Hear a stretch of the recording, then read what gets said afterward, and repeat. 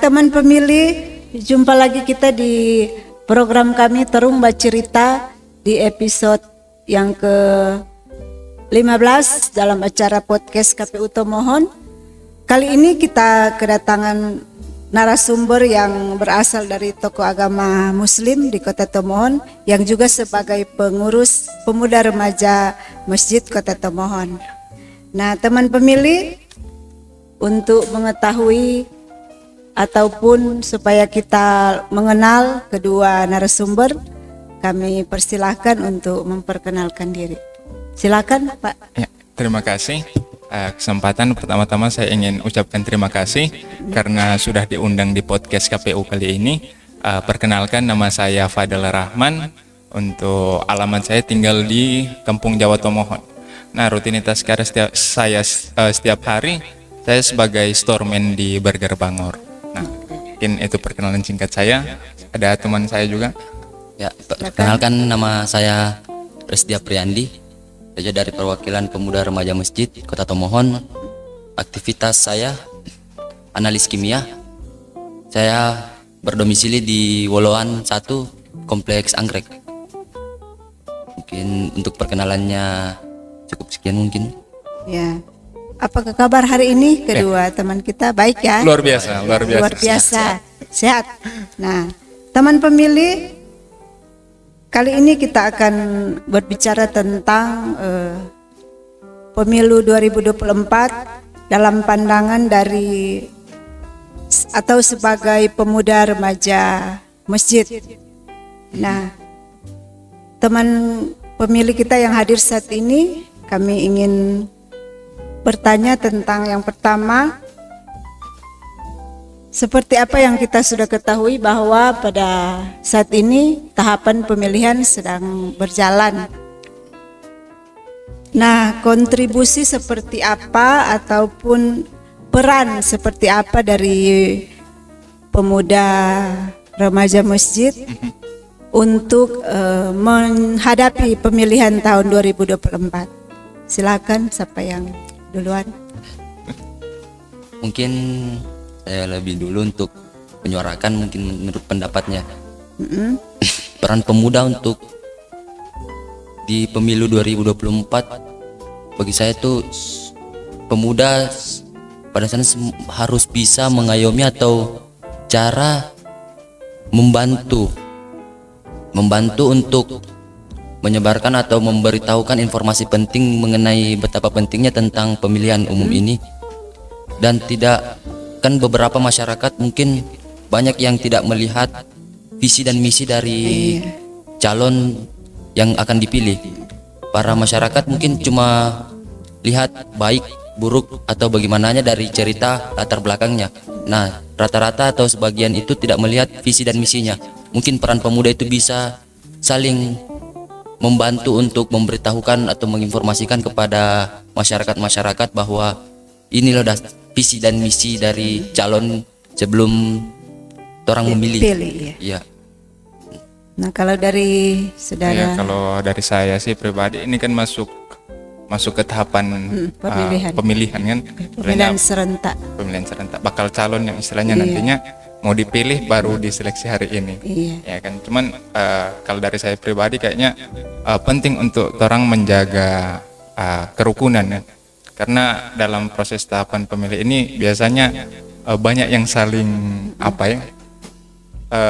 ada misalnya contoh sederhana, kalau ada bakal calon yang orang dukung tiba-tiba nyendak lolos dalam DP tahapan. Nah, mungkin itu jadi bahan roasting ataupun bahan ejekan. Nah, apalagi anak muda sekarang ya. Biasanya orang baku terik, akhirnya DP panas di situ.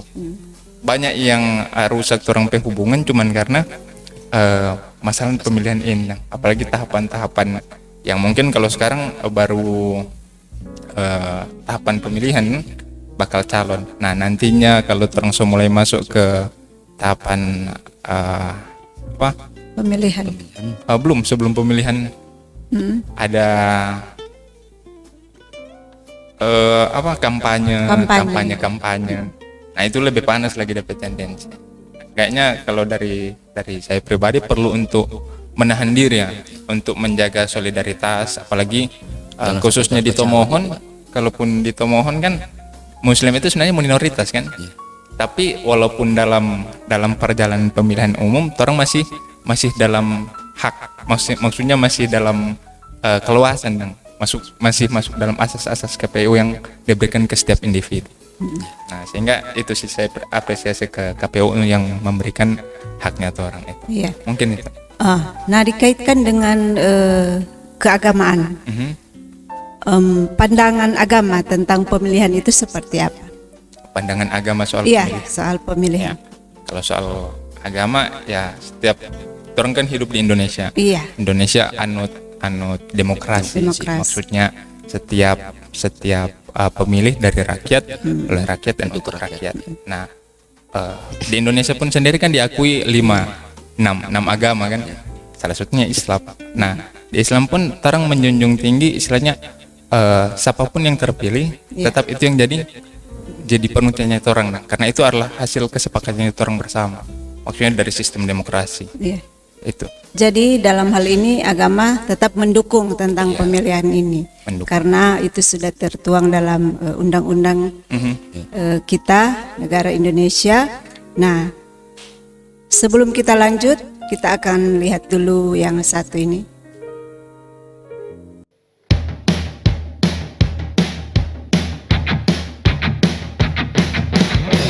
Tiba saatnya Indonesia untuk memilih. Bersama datang ke TPS, salurkan aspirasi.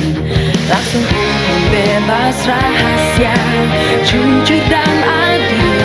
Demi Indonesia damai sejahtera. Kita memilih untuk Indonesia.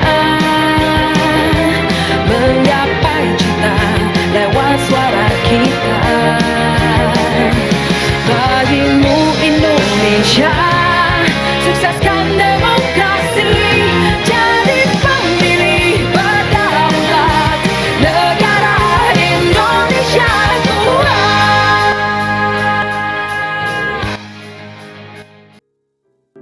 Oke, teman pemilih, kembali lagi kita di acara podcast saat ini. Nah, kedua teman yang dari pengurus pemuda remaja masjid.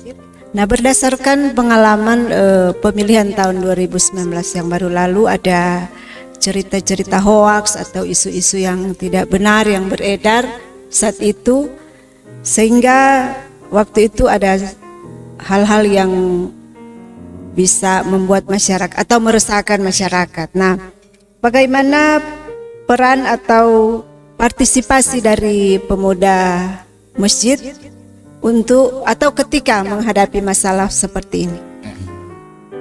Kalau menurut pandangan saya sih, kalau masalah berita hoax atau berita yang belum benar adanya, nah terlebih dahulu orang ini harus cross check dulu lebih dulu untuk memahami, karena tidak dipungkiri era semakin maju, Iya. informasi itu semakin mudah didapatkan. Iya. Nah, banyak juga teman-teman itu atau terutama orang-orang tua terlalu mudah menyebarkan berita-berita yang belum tentu pasti atau belum tentu benar. Kebenaran. Nah, sebagai pemuda atau orang yang sudah anak-anak muda lah, bisa menghimbau kepada orang tuanya untuk bilang jangan terlalu mudah untuk menyebarkan, kan di grup penyebaran lagi. Setiap ada pemilu pasti share apa-apalah itu tentang ada beberapa untuk menjelekkan calon lain, menjelek-jelekan pihak lain, kan orang padahal belum orang tahu ini benar adanya atau memang betul-betul atau enggak. Nah, sebagai pemuda mungkin bisa diingatkan kepada orang-orang tuanya bilang jangan terlalu mudah untuk menyebarkan berita-berita hoax itu. Yang belum tentu benar. Yang belum tentu benar. Nah, kalau masalah-masalah kemarin juga kan mungkin ada banyak ya kan. Masalah tahun 2019 kalau yang saya dapat juga kemarin itu masalah mungkin banyaknya kita tidak tahu masalah hoax atau enggak karena tidak dialami secara langsung. Kita cuma bisa mengambil atau mengambil sudut pandang dari tiap orang-orang. Nah, ada juga yang bilang mungkin masalah waktu kemarin banyak yang jatuh sakit, tim KPPS. Ya. Yang kemarin kan jatuh sakit sampai ada yang meninggal begitu. Nah, orang tidak tahu, belum bisa pastikan benar atau enggak karena orang tidak lihat langsung di lokasi begitu. Karena tidak lihat langsung. Nah, Lewat media ya. orang cuma bisa lihat lewat media. Nah, apalagi media kan bisa membesar-besarkan sesuatu yang kecil kan media. Apalagi media itu yang lebih suka dia yang wah untuk masyarakat lihat supaya dia jadi bahan yang bisa dibaca untuk nomor satu. Media itu suka membesar-besarkan Membesar-besar. sesuatu yang padahal sebenarnya kecil. Iya, poinnya sebenarnya edukasi. Ya. Baik, biasanya kalau di pemuda remaja atau orang kegiatan ada kajian, kajian-kajian yang dimana ada transfer informasi di situ. Nah penting di situ orang menyampaikan ke setiap pemuda remaja masjid khususnya supaya boleh lebih ada filter Nun, ketika ingin menyerap informasi, jangan sampai cuman karena salah anggapan atau salah orang mempersepsikan sesuatu akhirnya chaos ataupun kacau. Nah, itu mungkin solusi atau peran yang biasanya boleh orang gunakan sebagai pemuda remaja masjid. Jadi lebih ke pendidikan untuk pemuda remaja untuk lebih dalam arti lebih cerdas lah atau lebih pinter lah melihat cerita-cerita hoax atau mengecek kebenarannya. Ya, cross check. Nah, yang terakhir mungkin harapan dari pemuda masjid untuk pemilihan 2024 nanti. Untuk pemilihan 2024 Harapan seperti apa proses pemilihannya, ya. berjalan seperti apa atau untuk calon-calonnya nanti. Kalau dari saya sih untuk harapan ketika pemilu 2024 berharap pasti semua berjalan baik, siapapun pemimpin yang terpilih nantinya tetap orang harus taati bersama, orang dukung sehingga Indonesia boleh maju. Iya. Cuman penting untuk digarisbawahi ketika orang ingin melakukan pemilihan di KPU sendiri kan ada asas luber, langsung umum bebas rahasia yang kiranya boleh diterapkan ketika orang mau pemilihan di 2024. Mungkin itu sih. Kalau menurut pandangan saya sih untuk pemilihan kedepannya, untuk beberapa anak muda kan jarang untuk terlibat langsung ke pemilihan anunya. Lebih sering orang tua ya. Iya. Menurut saya mungkin kan orang tua dengan anak muda itu sebenarnya adalah satu ya. Iya. Orang tua itu kaya akan pengalaman, sedangkan anak muda kaya akan ilmu. Iya. Nah, menurut saya semoga nanti pemilihan itu orang tua dan anak muda ini saling mengisi, saling memberitahu informasi-informasi, saling memberitahu pengalaman-pengalaman sehingga pemilihan ini bisa berjalan lancar dan bisa sama-sama menyukseskan lah. Untuk teman-teman juga jangan juga terlalu mudah dengan masalah bayaran untuk mencoblos atau apa ya. Ada ya.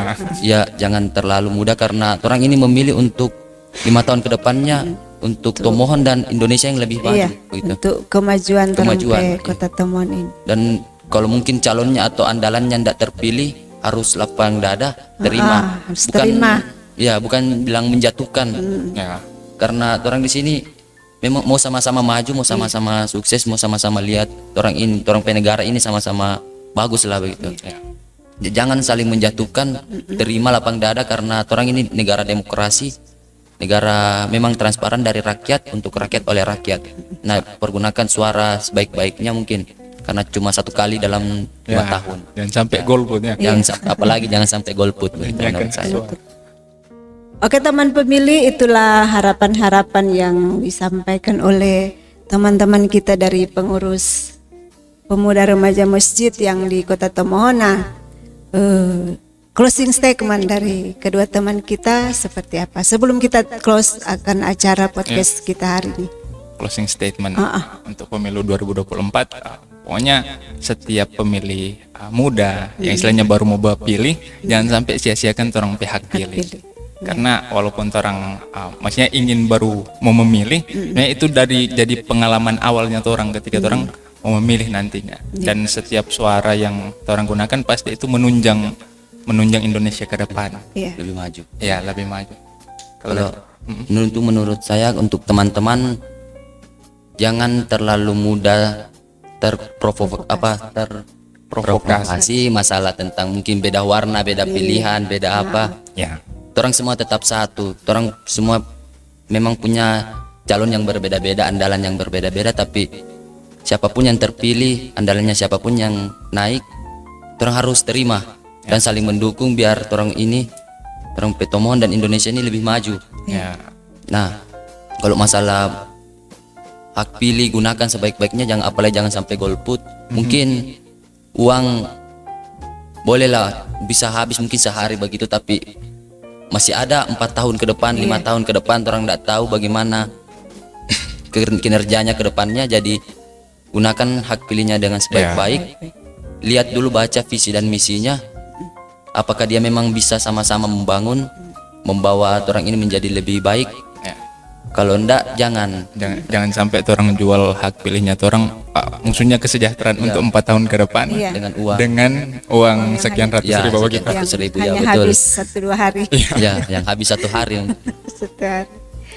Oke teman pemilih, terima kasih atas partisipasinya dan terima kasih kepada kedua teman kita yang sudah hadir, Saudara Fadel Rahman dan Saudara Rosdi Apriandi. Terima kasih banyak sudah hadir di podcast kami kali ini. Dan teman pemilih jangan lupa like, subscribe dan komen podcast kami di kanal YouTube KPU Tomohon. Tomohon hebat. Terima kasih, bye.